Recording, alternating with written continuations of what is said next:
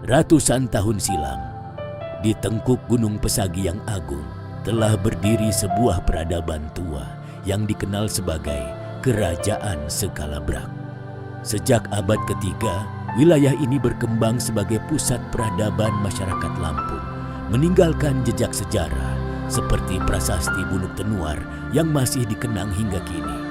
Pada abad ke-13, datanglah Maulana Nggalang Paksi bersama 4 putranya, yaitu Umpu Pernong, Umpu Belungu, Umpu Bejalan Diwai, dan Umpu Nyerupa. Mereka membawa ajaran Islam dari Pasai ke Tanah Sekalabrak.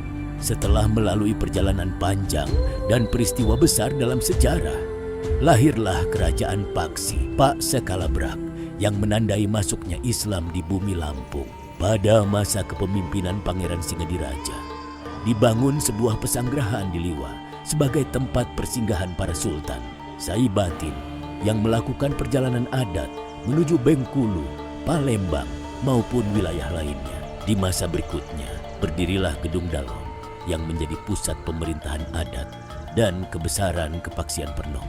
Kehidupan berjalan damai selama bertahun-tahun. Paksi Pak Sekalabrak menjalin hubungan perdagangan dan persahabatan dengan Inggris. Hubungan tersebut dibangun atas dasar saling menghormati dan saling menguntungkan, bukan hubungan penjajahan ataupun hubungan antara penguasa dan wilayah jajahan.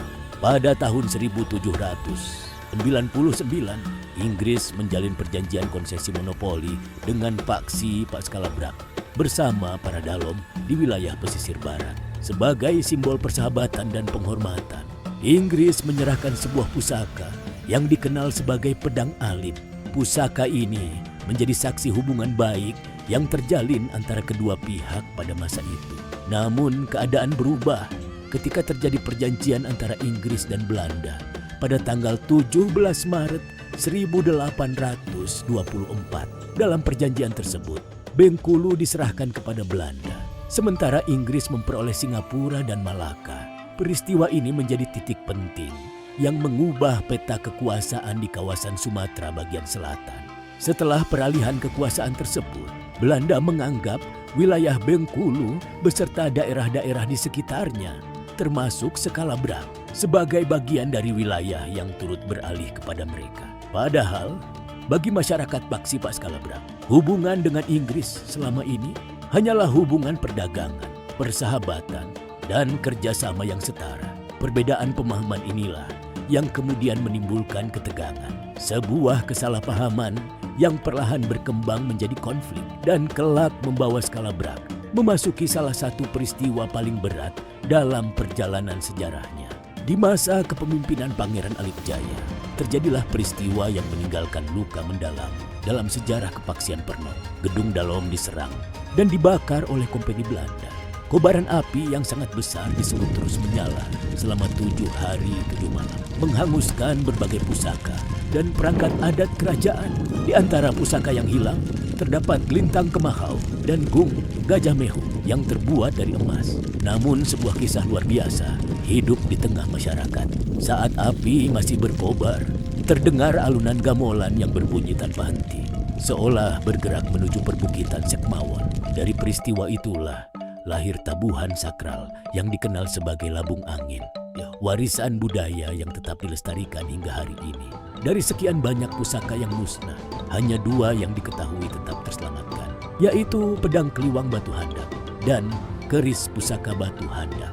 Keduanya menjadi saksi bisu perjalanan panjang sejarah Kepaksian Pernong. Pada tahun 1824, atas titah Pangeran Alip Jaya, pesanggrahan lama dipugar dan diperluas. Bangunan itu kemudian dijadikan Gedung Dalom Kepaksian Pernong yang baru. Melalui semangat gotong royong, masyarakat adat, pusat adat kembali berdiri dan menjadi simbol kebangkitan setelah masa-masa sulit.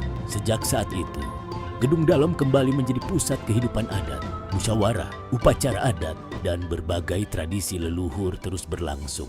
Di tempat inilah tabuh Labung Angin tetap dimainkan sebagai bagian dari warisan budaya Sekalabrak.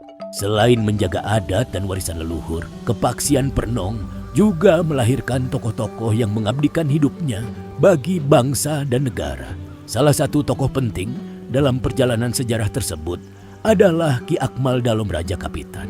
Beliau merupakan cucu dari Pangeran Natamarga, Saibatin Margawarkub di wilayah Ranau, Sumatera Selatan. Dalam perjalanan hidupnya, Ki Akmal menikah secara semanda dengan putri tertua Sultan Makmur Dalom Natadiraja, Saibatin Kepaksian Pernong ke-20. Pada masa itu, Kepaksian Pernong berada di bawah kepemimpinan Pangeran Haji Suhaimi bergelar Sultan Lela Muda. Melalui perkawinan semanda tersebut, Ki Akmal menjadi bagian dari keluarga besar Kepaksian Pernong dan dianugerahi gelar adat Ki Akmal Dalom Raja Kapitan. Sebagai seorang pejuang bangsa, Ki Akmal dikenal atas keberanian, pengabdian, dan pengorbanannya dalam perjuangan mempertahankan tanah air. Nama beliau dikenang sebagai salah satu tokoh yang turut memberikan sumbangsi besar bagi bangsa dan negara. Semangat perjuangan Ki Akmal kemudian diteruskan oleh putranya, Letnan Ahmad Zawawi bin Akmal. Sebagai seorang perwira pejuang, beliau melanjutkan pengabdian kepada bangsa dan negara sebagaimana yang telah dicontohkan oleh ayahandanya. Pada masa yang sama, Pangeran Haji Suhaimi bergelar Sultan Lela Muda juga menunjukkan peran besar dalam perjuangan kemerdekaan Republik Indonesia.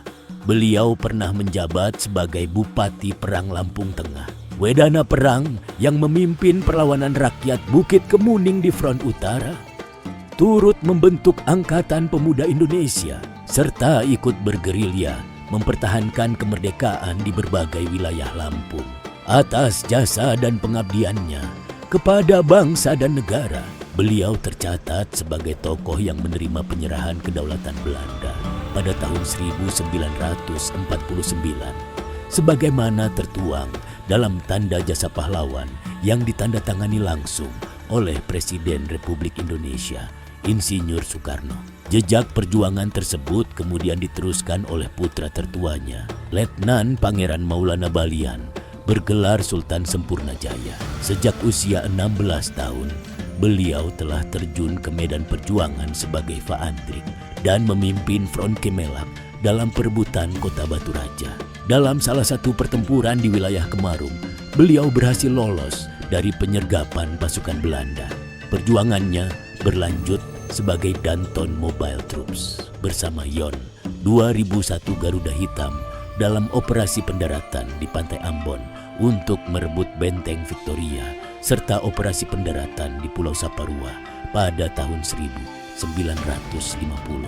Beliau juga turut serta dalam operasi penumpasan DTA di Jawa Barat sebelum kemudian mengabdikan dirinya kepada masyarakat melalui pemerintah Provinsi Lampung hingga menjabat sebagai Kepala Polisi Pamong Praja Provinsi Lampung sampai masa purna bakti. Nilai-nilai patriotisme yang hidup di lingkungan Kepaksian Pernong menjadi kebanggaan tersendiri bagi masyarakat adat. Sebuah kehormatan yang sangat langka ketika seorang ayah bersama 3 orang putranya memperoleh penghargaan negara dan disemayamkan di Taman Makam Pahlawan Kedaton, Bandar Lampung atas jasa dan pengabdian mereka kepada Negara Kesatuan Republik Indonesia. Kini, estafet kepemimpinan berada di bawah dudungan Agung Paduka yang mulia, Saibatin Puniakan Dalom beliau, Pangeran Edward Shah Pernong, Sultan Skalabrak yang dipertuan ke-23, Sultan Kepaksian Pernong. Selain sebagai pemimpin adat, beliau juga merupakan purnawirawan Kepolisian Republik Indonesia dengan pangkat terakhir Brigadir Jenderal Polisi yang pernah mengemban amanah sebagai Kapolda Lampung. Di bawah kepemimpinan beliau, upaya pelestarian adat dan budaya terus dilakukan, termasuk pembangunan Gedung Pekuwon sebagai simbol keberlanjutan warisan budaya masyarakat Saibatin dan Paksi Pasakalabrak. Kehadiran Gedung Pekuwon mendapat dukungan dari pemerintah Kabupaten Lampung Barat, pemerintah Provinsi Lampung, serta dukungan luas masyarakat adat Saibatin sebagai bagian dari upaya menjaga keberlangsungan adat dan budaya untuk generasi mendatang. Diharapkan dukungan yang lebih besar juga terus hadir dari pemerintah pusat, khususnya melalui Kementerian Kebudayaan dan Kementerian Pekerjaan Umum, agar pelestarian warisan budaya, sejarah, dan adat istiadat masyarakat Skalabrak dapat terus berkembang dan memberikan manfaat bagi generasi masa depan. Hari ini, Gedung Dalom dan Gedung Pekuwon berdiri sebagai pengingat bahwa adat, sejarah, dan jati diri tidak boleh terputus oleh zaman. Dari generasi ke generasi, nilai-nilai leluhur terus diwariskan, dijaga, dan dihidupkan. Dan selama Gunung Pesagi tetap menjulang di tengkuk Sekalabrang, selama itu pula sejarah, adat, dan kebesaran Paksi Pak Sekalabrang. Kepaksian Pernong akan terus hidup dalam ingatan dan perjalanan masyarakatnya.